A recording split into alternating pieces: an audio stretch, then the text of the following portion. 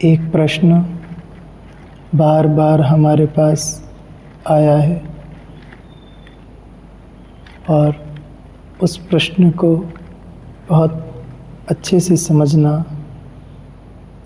ज़रूरी है। प्रश्न है कि ये क्रोध बहुत परेशान करता है। ये क्रोध इतना परेशान कर देता है जिसकी कोई सीमा नहीं। इस क्रोध से कैसे बचें, इस क्रोध से कैसे छुटकारा पाएं। मैं तो क्रोध त्याग ही देना चाहता हूँ, परंतु होता ही नहीं है। इतना खतरनाक है ये क्रोध की क्या बताएं। इससे कैसे बचा जाए, इसका मार्गदर्शन।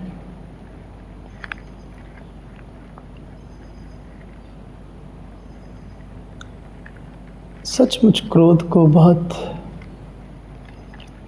खतरनाक समझा जाता है, इतना खतरनाक कि जिसकी कोई सीमा नहीं। ऐसा लगता है ये क्रोध मेरे जन्मों जन्मों का साथी है जो मुझे छोड़ना ही नहीं चाहता, मुझसे जुड़ा हुआ है। ऐसा लगता है यही मेरा स्वभाव है, यही हूँ मैं, एक क्रोधी। परंतु ऐसा नहीं है। क्या तुमने कभी ये विचार किया है कि तुम क्रोध में रहते हो या तुम्हें क्रोध आता है? तुम अभी शांत बैठे हो, इस क्षण कोई क्रोध नहीं है, लेकिन किसी स्थिति परिस्थिति के कारण तुम क्रोधी हो जाते हो। यानी वो क्रोध तुम्हारा सहज स्वभाव नहीं है, उसे लाया जा रहा है। उधार तुम्हें उसके अधीन किया जा रहा है। तुम स्वभाव से क्रोधी नहीं हो, तुम्हारे भीतर क्रोध के संस्कार नहीं है। इस क्रोध को तुमने समाज से उधार लिया है, सीख सीख कर उधार लिया है। दूसरों से देखते देखते तुम क्रोधी होते गए हो। भीतर में तो तुम प्रेम की मूर्ति हो। जो प्रेम निज स्वभाव है, अगर वो परमात्मा का अंश तुम्हारे भीतर भी है तो परमात्मा तो परम प्रेम की अवस्था है। तो वो निज में परम प्रेम जो है वो भी तुम्हारे भीतर प्रेम को ही प्रकट करेगा। परंतु ये क्रोध कहाँ से आया जिसे तुम अपना स्वभाव समझ बैठे हो? नहीं, ये मात्र तुम्हारी धारणाओं के कारण आया है, ये मात्र तुम्हारी अपेक्षाओं के कारण आया है, ये मात्र तुम्हारे डिसीजंस के कारण आया है। तुम पहले ही किसी बात के लिए निर्णायक हो जाते हो, ये कार्य ऐसा ही होना चाहिए। तुम अपेक्षाएं बांध लेते हो कि मेरी अपेक्षा है ऐसा ही हो, और जब भी कोई कार्य अपेक्षा के विपरीत होता है, तुम्हारी इच्छा के विरुद्ध होता है, तुम्हारे निर्णय के खिलाफ होता है, तुम क्रुद्ध हो जाते हो, तुम क्रोधी हो जाते हो कि मैंने तो ऐसा चाहा था पर ऐसा नहीं हुआ। अब नहीं हुआ तो वो क्रोध आ गया। क्योंकि जैसे ही तुमने किसी अपेक्षा को जन्म दिया, एक ऊर्जा भी बनी। अगर वो अपेक्षा पूर्ण हो जाती तो वो ऊर्जा प्रेम में निकलती, लेकिन वो अपेक्षा पूर्ण नहीं हुई तो वो क्रोध बन गई। यानी ऊर्जा तो एक ही है, वो ही ऊर्जा प्रेम भी बनती है और वो ही ऊर्जा क्रोध भी। तुम्हें क्रोध से नहीं लड़ना है, क्रोध से तुम तो बहुत समय से लड़ ही रहे हो। आज तक जीते क्या? आज तक तुम उस क्रोध से लड़कर तो कभी नहीं जीते। और क्रोध से लड़कर कोई जीत भी नहीं सकता है। आज तक ऐसा नहीं हुआ इतिहास में कि क्रोध से लड़कर क्रोधी शांत हुआ हो। नहीं, तुम्हें उस क्रोध को समझना पड़ेगा, उसके कारणों को समझना पड़ेगा। ये हो क्यों रहा है, ये उत्पन्न क्यों हो रहा है, इसका दोषी कौन है, कोई दूसरा या मैं ही हूं? कहीं मेरी अपेक्षाएं ही तो बाधा नहीं बन जाती हैं? हाँ, बहुत भीतर तुम ही उस क्रोध के कारण हो। एक बार एक सन्यासी एक पेड़ के नीचे बैठे थे। किसी गांव से प्रवचन देकर आए थे और उनका शिष्य भी उनके साथ बैठा था।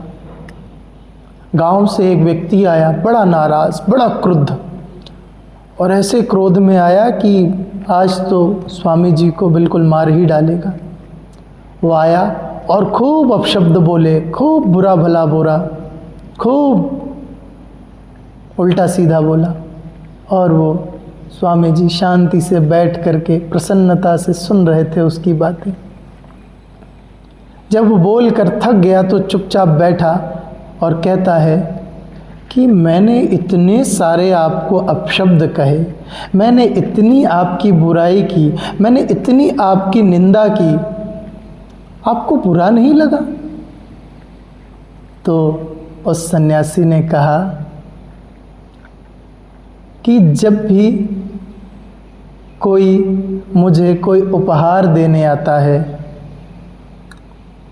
और अगर मैं वो उपहार स्वीकार ना करूं तो वो किसके पास चला जाता है उपहार? तो उस आदमी ने कहा जो देता है उसी के पास। तो वो सन्यासी ने कहा यही तो मैं करता हूँ, ये तो तुम गालियों का उपहार लेकर आए, मैंने स्वीकार ही नहीं किया तो वो उपहार किसके पास चला गया? जिसने दिया उसी के पास।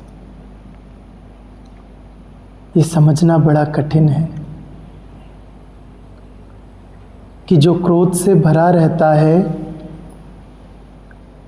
वो सबसे पहले अपने आप को ही जलाता है। उसे ये बात महसूस भी होती है कि मैं ही जल रहा हूँ भीतर से। दूसरे के तो मात्र कानों में ये शब्द पड़ते हैं, लेकिन जिसके भीतर से प्राणों से ये बात निकल रही है वो कितना अपने आप को जला रहा होता है, कितना अपने आप को पीड़ित करता है, प्रताड़ित करता है। और ये बात स्मरण रखना, जब भी हम क्रोध से भरते हैं हमारी पूरी चेतना एकदम नीचे गिर जाती है, पशु की तरह। पशुओं को ही क्रोध करने का अधिकार है, मनुष्य को तो मात्र प्रेम का अधिकार दिया है उस परमात्मा ने। पशुओं को ही हिंसा करने का अधिकार है, मनुष्य को तो करुणा से भरने का अधिकार दिया है उस परमात्मा ने। हम समझ नहीं पाए, हमसे समझने में भूल हो गई। नहीं, जब भी वो क्रोध आए तो तुरंत होश से भर जाना, तुरंत जाग जाना और अपने आप को रोकना। मैं अपने आप को ही जलाने जा रहा हूँ इस क्रोध से। नहीं। दूसरी बात, कुछ छोटे छोटे प्रयोग किए जा सकते हैं। जब भी तुम किसी बात को लेकर बहुत क्रोध से भर जाओ और वो क्रोध तुम्हारे नियंत्रण से बाहर होता चला जाए तो तुरंत मौन हो जाओ, एकदम चुप, और किसी एकांत कक्ष में जा करके बहुत तीव्र श्वास के प्रयोग करना चालू कर दो। बहुत तेजी से श्वास लेना चालू कर दो। 5 मिनट तक, 10 मिनट तक, जितनी देर तुम श्वासों को तेजी से बाहर की ओर फेंक सको।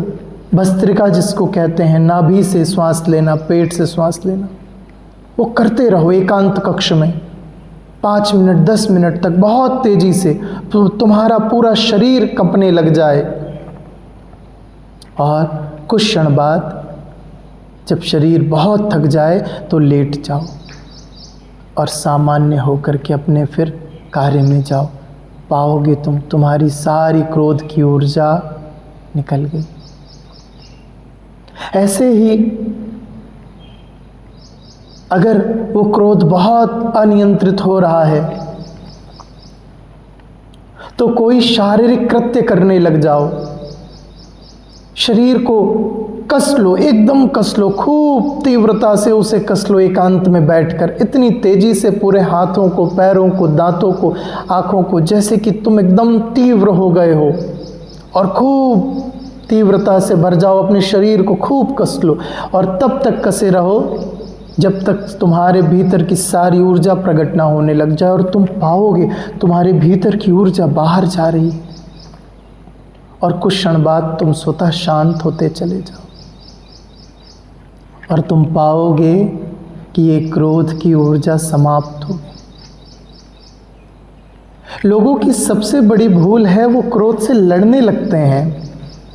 क्रोध से लड़ना नहीं है, मात्र उसे देख लो। तुमने जैसे ही जाग करके देखा कि क्रोध की ऊर्जा बनी, तुरंत तुम उसे रूपांतरित कर दो। लड़ो मत उससे, उसको रूपांतरण करना है। हर कोई क्रोध से लड़ने की विधियां सिखा रहा है, क्रोध से कैसे लड़ा जाता है, क्रोध से कैसे संघर्ष किया जाता है। साधु संत कहते हैं क्रोध को छोड़ो, क्रोध को छोड़ो। कैसे छोड़ो? क्रोध कोई छोड़ने की चीज है क्या? क्रोध तो एक ऊर्जा है, ऊर्जा को कोई कैसे छोड़ सकता है? ऊर्जा को मात्र रूपांतरित किया जा सकता है। जिसके भीतर आज क्रोध जन्म ले रहा है, ये समझना कि जिस दिन उसने इस क्रोध की ऊर्जा को रूपांतरित करना सीख लिया, वो ही ऊर्जा करुणा में बदल जाएगी। क्रोध एकदम निम्न तल की अवस्था है और करुणा एकदम श्रेष्ठ की अवस्था है। और ऊर्जा एक ही है, वो ही ऊर्जा क्रोध को भी बनाती है और वो ही ऊर्जा करुणा को भी बनाती है। तुम उसी ऊर्जा से क्रोधी भी होते हो और उसी ऊर्जा से करुणावान भी होते हो। अगर तुमने उस क्षण के लिए उस ऊर्जा को देख लिया, उस ऊर्जा को रूपांतरित करने के प्रयोग में उतर गए, तुम पाओगे वो ऊर्जा धीरे धीरे करुणा में बदलती जा रही है। तुम उसे क्रोध में अभिव्यक्त करके क्रोध के संस्कारों को बढ़ा देते हो। तुम्हारे क्रोध के संस्कार पुष्ट होने लगते हैं। लेकिन यदि एक बार तुमने उसे रूपांतरित कर दिया इन प्रयोगों के माध्यम से और मात्र उसे देख लिया, तुम पाओगे वो ही ऊर्जा अब करुणा में बदल रही है। ऐसा लग रहा है कि अब सबके प्रति कल्याण के भाव से भर जाओ। क्रोध सबको जलाने के भाव से भरती है और करुणा सबके कल्याण के भाव से भरती है। इसीलिए कबीरदास जी ने बड़ी प्यारी उद्घोषणा की है। जब वो करुणा की असीम अवस्था में पहुंचे होंगे तब ये उद्घोषणा उनके मुख से निकली। कबीरा खड़ा बाजार में, मांगे सबकी खैर, ना काहू से दोस्ती ना काहू से बैर। ये परम कल्याण की अवस्था है।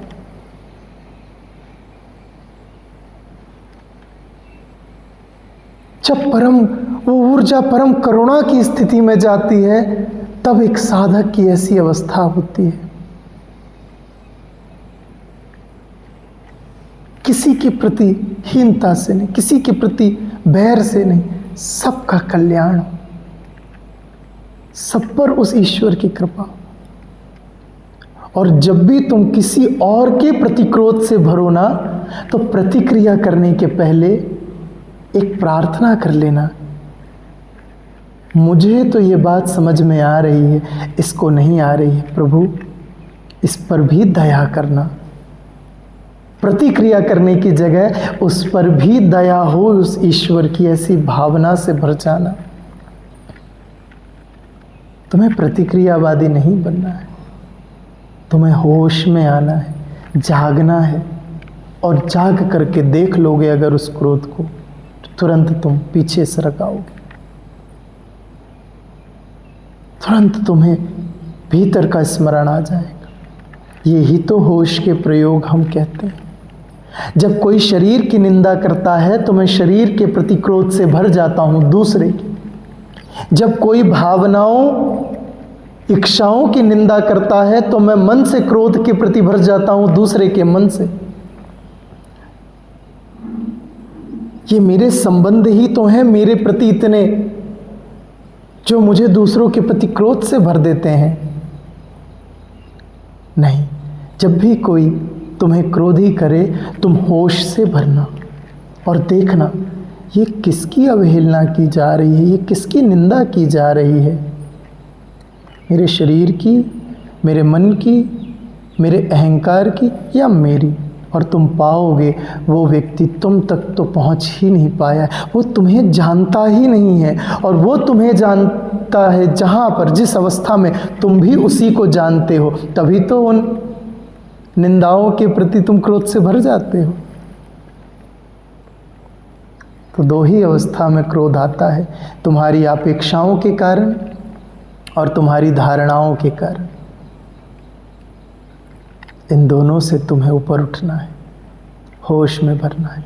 और ये रोज़ का ध्यान अपने आप को होश में भरने के लिए ही कराया जाता है। नियमित ध्यान में तुम्हारा होश प्रगाढ़ होता जाता है